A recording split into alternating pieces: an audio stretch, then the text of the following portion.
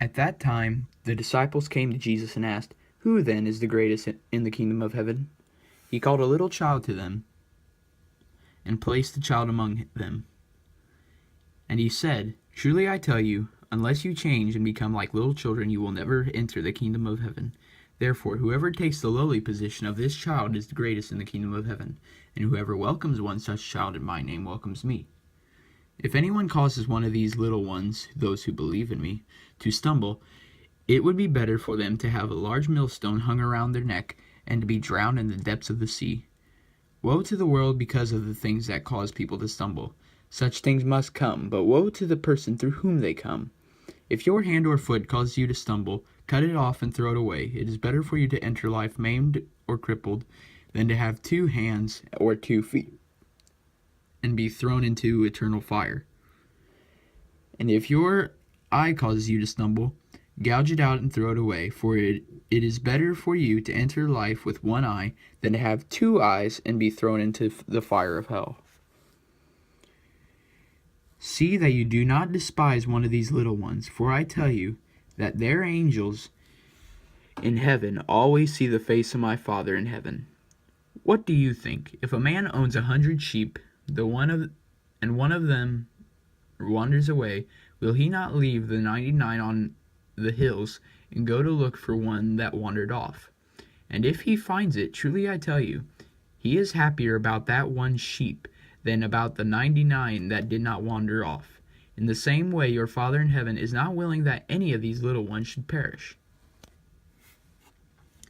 If your brother or sister sins, go and point out their fault, just between the 2 of you. If they listen to you, you have won them over. But if they will not listen, take 1 or 2 others along, so that every matter may be established by the testimony of 2 or 3 witnesses.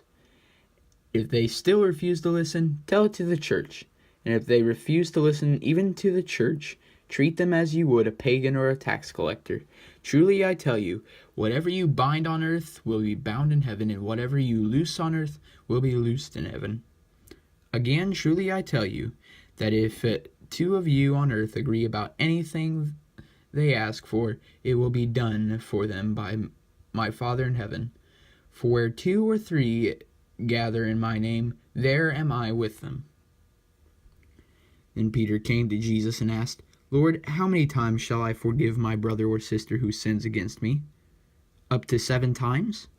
Jesus answered, "I tell you, not 7 times, but 77 times. Therefore, the kingdom of heaven is like a king who wants to settle accounts with his servants. As he began the settlement, a man who owed him 10,000 bags of gold was brought to him.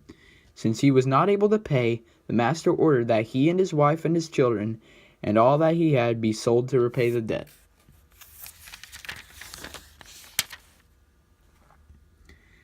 At this, the servant fell on his knees before him. 'Be patient with me,' he begged, 'and I will pay back everything.' The servant's master took pity on him, canceled the debt, and let him go.